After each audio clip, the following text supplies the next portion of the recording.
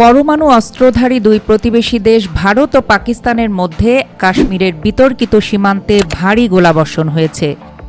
এই পাল্টাপাল্টি গোলাবর্ষণ দুই দেশের মধ্যে বড় ধরনের উত্তেজনা ও সংঘাতের আশঙ্কা তৈরি করেছে। ভারত চিরপ্রতিদ্বন্দ্বী পাকিস্তানের ভূখণ্ডে ক্ষেপণাস্ত্র হামলা চালানোর পর সর্বশেষ এই সংকট শুরু হয়েছে। ওই হামলায় দুই পক্ষেই প্রাণহানির খবর পাওয়া গেছে।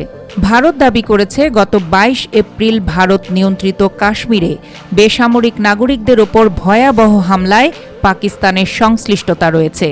ওই হামলায় ২৬ জন নিহত হয়েছেন, যাদের অধিকাংশই পর্যটক। অবশ্য ইসলামাবাদ ভারতের এই অভিযোগ অস্বীকার করেছে। সে যাই হোক, দুই দেশের যুদ্ধ পরিস্থিতি নিয়ে প্রতিদিনই গণমাধ্যমে আসছে নতুন নতুন খবর। কিন্তু আমরা যেন ভুলে না যাই, ভারত পাকিস্তানের এই দ্বন্দ্ব নতুন কিছু নয়।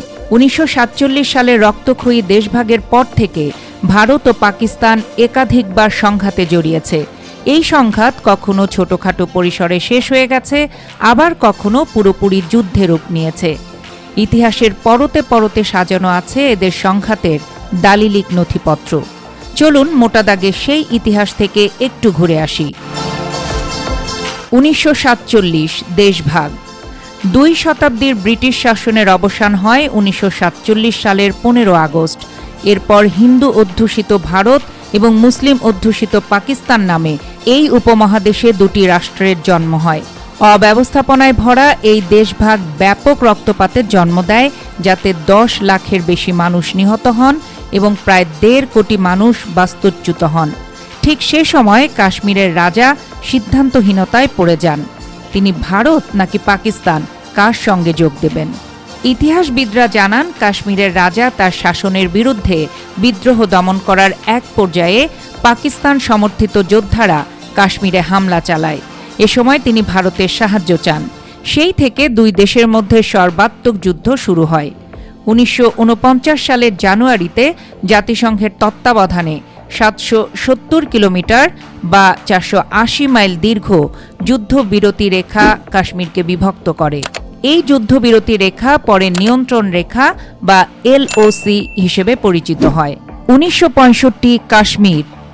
পাকিস্তান ১৯৬৫ সালের আগস্টে ভারত নিয়ন্ত্রিত কাশ্মীরে হামলা চালালে দ্বিতীয়বারের মতো দুই দেশের মধ্যে যুদ্ধ শুরু হয়। ওই যুদ্ধে হাজার হাজার মানুষ নিহত হন। পরে ওই বছরের সেপ্টেম্বরে তৎকালীন সোভিয়েত ইউনিয়ন ও যুক্তরাষ্ট্রের মধ্যস্থতায় দুই দেশের মধ্যে যুদ্ধবিরতি কার্যকর হয়। ১৯৭১ বাংলাদেশ।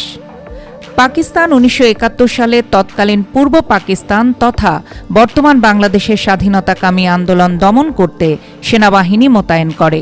১৯৪৭ সাল থেকে তৎকালীন পূর্ব পাকিস্তান বা আজকের বাংলাদেশ পাকিস্তান রাষ্ট্রের অংশ ছিল। ৯ মাসব্যাপী মুক্তিযুদ্ধে প্রায় ৩০ লাখ মানুষ শহীদ হন। ওই সময় লাখ লাখ মানুষ ভারতে গিয়ে আশ্রয় নেন। একটা পর্যায়ে ভারত ওই যুদ্ধে জড়িয়ে পড়ে। এরপর স্বাধীন বাংলাদেশ রাষ্ট্রের জন্ম হয়। ১৯৮৯-৯০ কাশ্মীর। ১৯৮৯ সালে কাশ্মীরে বিদ্রোহ শুরু হয়। ওই সময় ভারতের শাসনের বিরুদ্ধে কাশ্মীরি জনগণের ক্ষোভ বাড়তে থাকে। পরবর্তী কয়েক দশকে হাজার হাজার সেনা, বিদ্রোহী ও সাধারণ নাগরিক নিহত হন। ভারত অভিযোগ করে আসছে, পাকিস্তান বিদ্রোহীদের অর্থ সহায়তা ও অস্ত্র প্রশিক্ষণ দিচ্ছে। ১৯৯৯ কার্গিল। পাকিস্তান সমর্থিত সশস্ত্র গোষ্ঠী কার্গিল পর্বতের বরফাচ্ছাদিত উঁচু ভূমিতে ভারতীয় সামরিক পোস্ট দখল করে নেয়। ইসলামাবাদ সংঘাতের সময় তাদের পারমাণবিক অস্ত্র ভাণ্ডারের কিছু অংশ মোতায়েন করেছিল এমন গোয়েন্দা তথ্য জানার পর ওয়াশিংটনের প্রবল চাপে পাকিস্তান সেখান থেকে পিছু হটে। ১০ সপ্তাহের ওই সংঘাতে অন্তত ১,০০০ মানুষ নিহত হন। ২০১৯ কাশ্মীর। কাশ্মীরের পুলওয়ামায় ভারতীয় নিরাপত্তা বাহিনীর গাড়ি বহরে আত্মঘাতী হামলায় ৪০ জন সদস্য নিহত হন। ভারতে তখন সাধারণ নির্বাচন উপলক্ষে প্রচারণা চলছিল। ওই হামলার প্রতিক্রিয়ায় যুদ্ধবিমান পাঠিয়ে পাকিস্তানের ভেতরে কথিত একটি জঙ্গি প্রশিক্ষণ শিবিরে হামলা চালিয়েছিল বলে ভারত দাবি করে থাকে। তখন ভারতের একটি যুদ্ধবিমান পাকিস্তান নিয়ন্ত্রিত অঞ্চলে ভূপাতিত করে পাইলটকে আটক করা হয়। অবশ্য কয়েকদিনের মধ্যেই তাকে নিরাপদে ভারতের কাছে ফিরিয়ে দেওয়া হয়। মোটামুটি এই ছিল কাশ্মীর ইস্যুতে ভারত পাকিস্তানের দীর্ঘ সংঘাতের ইতিহাসের চুম্বক অংশ। তবে আমাদের দাবি একটাই, যুদ্ধ নয়, শান্তি ফিরে আসুক এই দুই দেশে। আতঙ্কে নয়, মায়ের কোলে নির্বিঘ্নে ঘুমিয়ে যাক সীমান্তবর্তী গ্রামগুলোর ছোট্ট শিশুরা।